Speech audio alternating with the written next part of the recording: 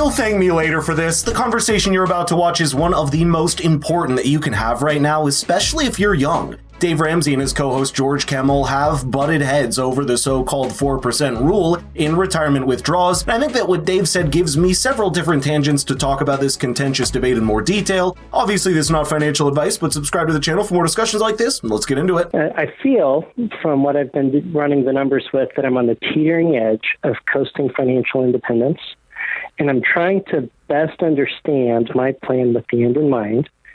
So how I'm going to turn that nest egg when I retire into income. I found on your website a little article that talks about 4 to 5% withdrawal rate.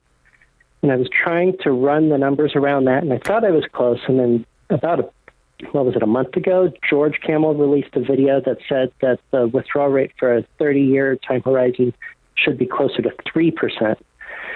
So if I can establish financial independence comfortably, then I was wondering if I could ease up on baby step 4 to pay off the house faster.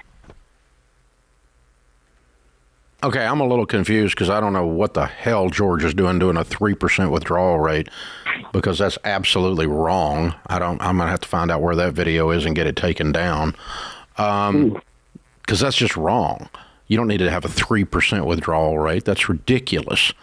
Or I hope you misunderstood. I hope we didn't put out trash like that. Was it 4 to 5%? No, it shouldn't be 4 to 5%. It ought to be more than that. Now, this is a touchy subject that has almost drawn a wedge between Dave Ramsey and his co-host George Campbell, but it's still worth taking a look at why they've come to such radically different conclusions. The 4% rule isn't George's invention because it has been a common ballpark figure in the world of retirement and investing that gives people a safe enough figure for a comfortable retirement. But despite the fact that it's regarded as a safe withdrawal rate for retirees to live on, there's no guarantee that the assumptions banked into the 4% rule still hold up now over 30 years later. So while George Campbell's 3% might sound overly conservative, there's some people out there that suggest an even lower figure, claiming the volatile global markets will not yield enough to sustain the principal amount until the end of life. One of them happens to be Dave Ramsey's own co-host, so listen to what George Campbell said that started it all. The 4% rule. This says that once you've reached early retirement, you can withdraw 4% of your savings each year, adjusting for inflation in future years if necessary. And the reason for that is you avoid running out of money, assuming a 30-year retirement goal. You see, if you withdraw 4%, but your investment is making more than 4%, you will keep that party rolling on till the break of dawn. This is just honest math. Literally, there's a site called honestmath.com,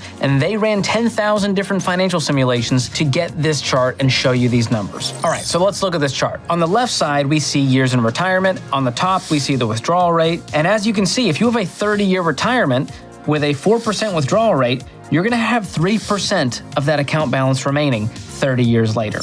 That's kind of scary considering you're going to retire at 30. And so a 30-year retirement means at 60, you're flat broke, and you still might live another 35 or 40 years. But when we move on to the 3% withdrawal rate, you will see that even 35 years into retirement, if you withdraw 3% a year, you'll still be left with 90% of the account balance. That's pretty impressive. And you can even see if you go down 45 years, you still have 37% of that account balance remaining 45 years in. So as you heard it, what George specifically referred to here was the case of an early retirement, much different to the average retirement age in the US, which is in the mid-60s. I'm not sure if George would say the same thing if he was pushed on the same calculation when it's someone in their 60s, especially when they've spent a whole life contributing to it so they can live a good life after retirement. That's the argument that someone like Dave Ramsey uses to bump up that percentage to 8 or 7, which also deserves a conversation. I mean, if you're making 12 in good mutual funds and the S&P is average 11.8,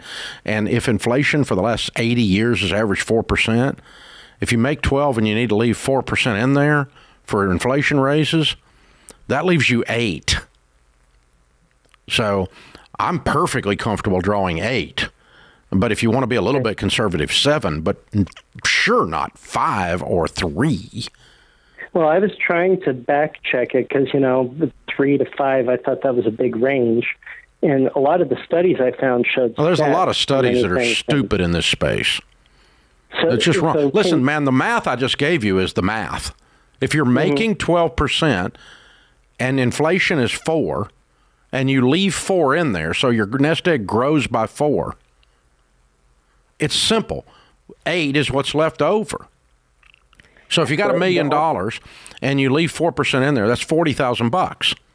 Okay, so you now have $1,040,000. So the next year you get a rate of return of 12%, 11.5% on the $1,040,000, and the next year it'll be $1,090,000. 1.1, right? Because your nest egg is growing by the rate of inflation, giving you a cost of living raise every year. So as long as you're doing that, you're fine.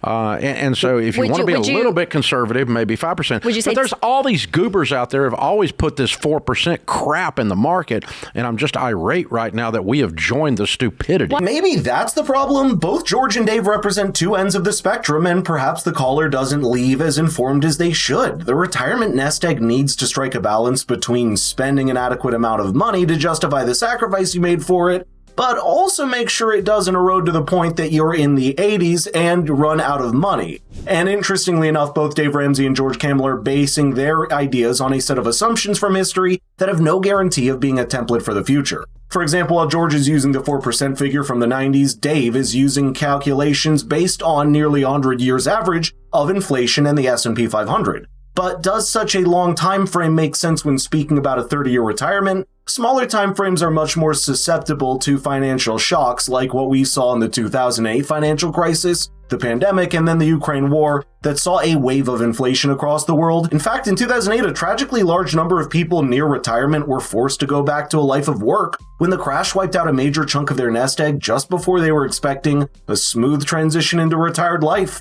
My grandparents included. Until she lost her job, Kathleen Coleman had spent nearly 30 years working as an executive assistant on Wall Street. She doesn't have much to show for it. Tell me about your 401k. Does this answer the question?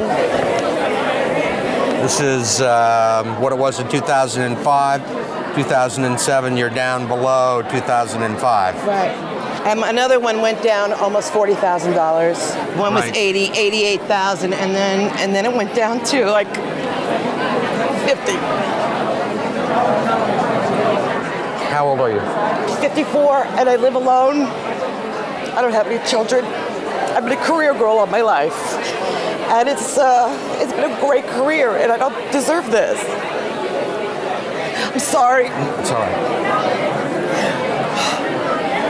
And it's things like this that are left out of the equation when you zoom out into an entire century and use its averages to base sensitive calculations on. It's not advisable to have such a harshly conservative attitude to retirement spending to the point that it destroys its purpose, but it's also not advisable to be overly cavalier on shaky assumptions like the one Dave Ramsey makes here. $1 million should create for you an $80,000 income, boys and girls.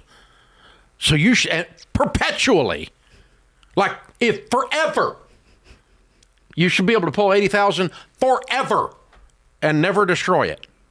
Now and so when you tell people that $1 million creates a $40,000 income, you go, oh, I've got to have $2 million and I can't make that, then this system doesn't work. So what you're doing with this bogus math is you're stealing people's hope. That's why I'm pissed about it, because it's hope stealing with super nerds that have never really done anything to start with. They don't have any investments. They just have theories. I've actually freaking got investments. My money is actually invested exactly the way I teach people to invest it. And I'm easily making 12% on my money. You probably understand at this point how difficult it is to pin down something like this to one single number, but one thing that everyone can do is understand the set of assumptions they take have to be questioned and double-checked. That's because what lies on the other side of the balance is decades of later life where everyone deserves to be able to live a comfortable life with their family without the nagging trouble of worrying about whether they can make ends meet.